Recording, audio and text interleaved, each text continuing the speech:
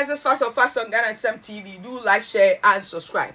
As they say, vindication is indeed in the womb of time. Reality has caught up with President John Dramani Mahama when it comes to the fight against Galamsey. We were in this country when we heard Samuel Jatta George say that President Mahama will need just 1 week to solve Galamsey.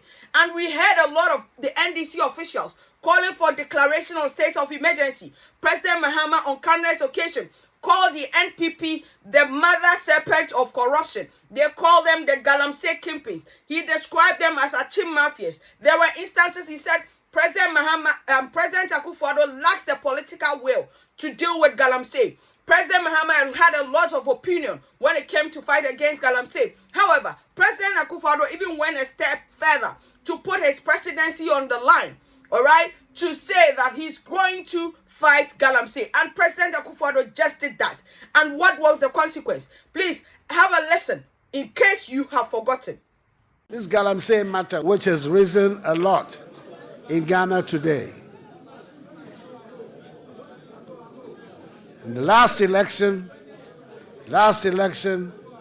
in the mining districts of the country, the MPP did very badly. Largely because the NDC presidential candidate and the party had gone around the mining areas and saying that the policy that I was implementing of trying to stop Galamsey would be reversed when he came to power, and that those who were already in jail for offenses, the Galamsey offenses, all of them would be amnestied. When I said I was putting my presidency on the line, that's what I meant. That I was prepared to take the political risk involved in trying to deal with this Galamsey phenomenon. The result, of course, was that the mining districts, especially in the western region, all of them, including almost, nearly, even Takwa, was lost to the MPP. That is what... Now, President Mahama, in response, granted an interview with Alfred Okansi, and President Mahama had this to say. When you express a will to do something well, action speaks louder than words. Our river bodies are still the coffee color that they were. Maybe they were Milo before. They are looking like coffee now, you know, getting darker. And they all know who are doing it. The champagne machines are there. It's not something that you can put in a handbag and walk and go and do it here. They put it there. And so how come you can't find the champagne machines, you know, that are washing all that mud into the river bodies? So I think he's failed when it comes to illegal gold mining. As you heard, President Mahama is of the view that if you were in a very serious jurisdiction, President Akufo-Addo should be resigning, because we should use his words, all right, as a yardstick to determine whatever he is doing. And as we speak, President Mahama, in opposition, said a lot about Galamsey, that he intends to fight Galamsey, use artificial intelligence, blah, blah, blah, blah, blah. Guys. Expected, or I never deluded myself, that the fight against illegal gold mining or Galamsey was going to be an event. I mean, definitely, there's no magic wand. The decay has eaten so much over the last 8 years that it's going to take a lot of work to be able to overcome it. And I didn't expect that in 18 months we would declare victory in the fight. As the livelihoods of about 4 million Ghanaians is on small-scale mining. And so it's going to be a process. It's not going to be an event. But we will not give up. We have a determination to get on top of it. The Gold Board was introduced as part of reforms. And if the Gold Board was not introduced, I mean, those who were taking the profits from the small-scale mining sector were the foreign traders who were taking that money away. In 6 months, we have exported over $6 billion. About $4 billion of that money was going to go into the private or foreign traders. And so the first thing is you shut the stable door so that the horse doesn't escape, which is what we've done. So if it's from illegal sources, it's from legal sources. At least it's our land that is being destroyed. So let us get the benefit of it instead of foreign traders. So that's the first thing. But if you go and read the Gold Board law, it has a requirement for tracking and tracing. And as I speak, the Gold Board is working with an organization to put on a track and trace system.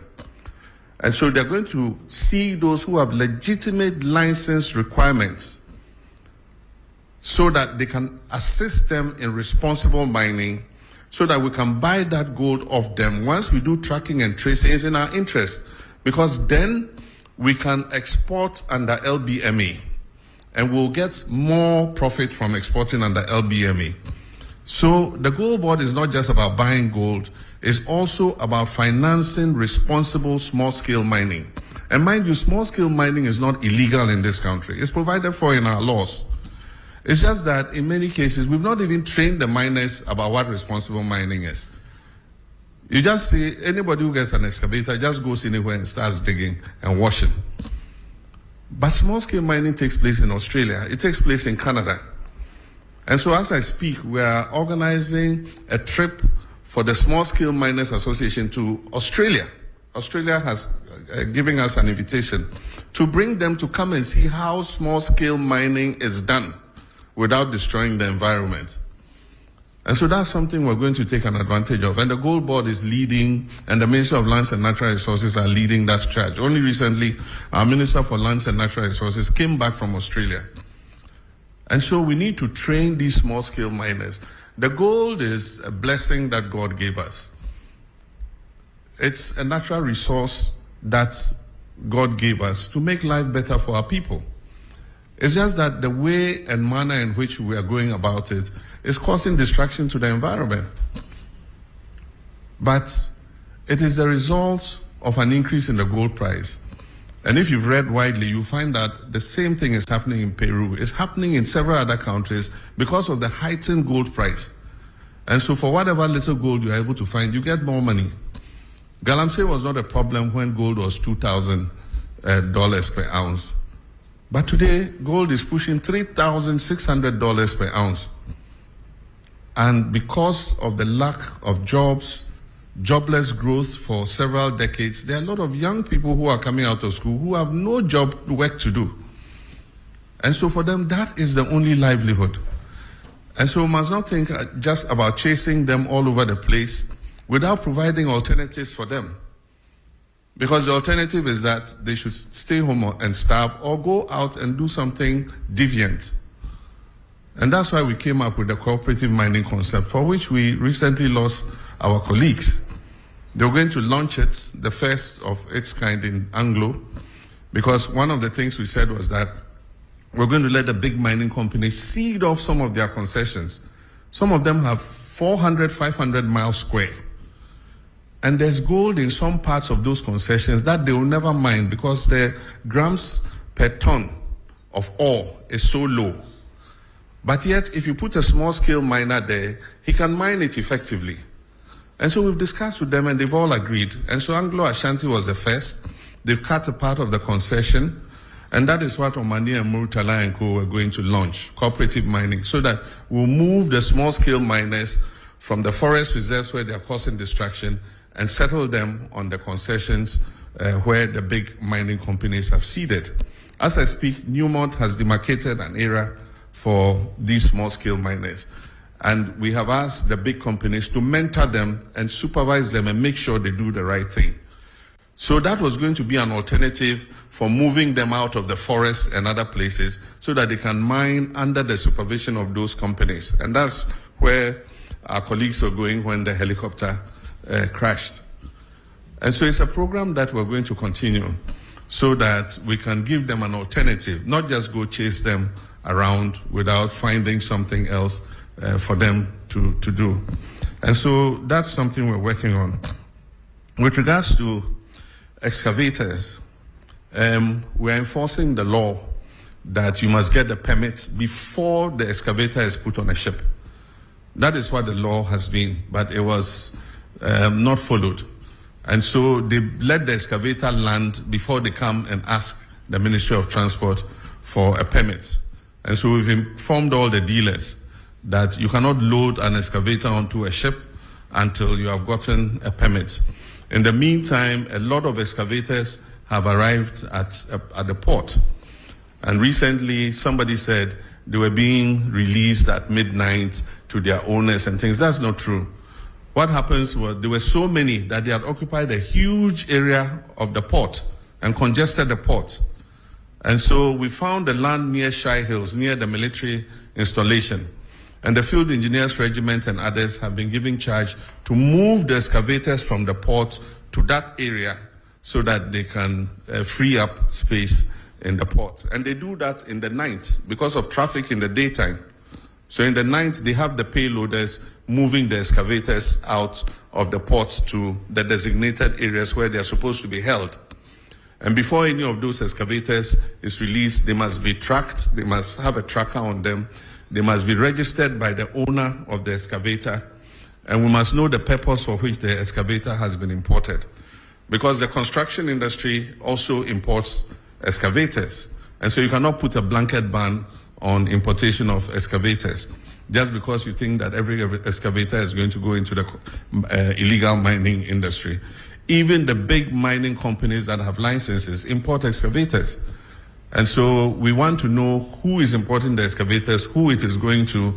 We want to be able to put a tracker on it and be able to trace that excavator wherever it is in the country. We called off the IGPs. And today, President Mahama engaged with the media and is telling the people of Ghana that delusional in thinking that fighting Galamsey was going to be an event, but a process. And now he does not think that it's right time for us to declare a state of emergency. And I'm like, Mr. President, have you forgotten? What was your position earlier? Can we all say that you have deceived people? Can we all say that you have scammed us when it comes to fighting Galamsey? Can we all agree that you deceived the people of Ghana in voting for you? And here you are admitting that we cannot declare state of emergency because of what? We have not exhausted all the process. What are you doing different from what President Akufo-Addo did? What are you doing different from what President Akufo-Addo did? And did you know about all of these process before you told the people of Ghana that we need a state of emergency? My goodness, guys, appreciate the conversation.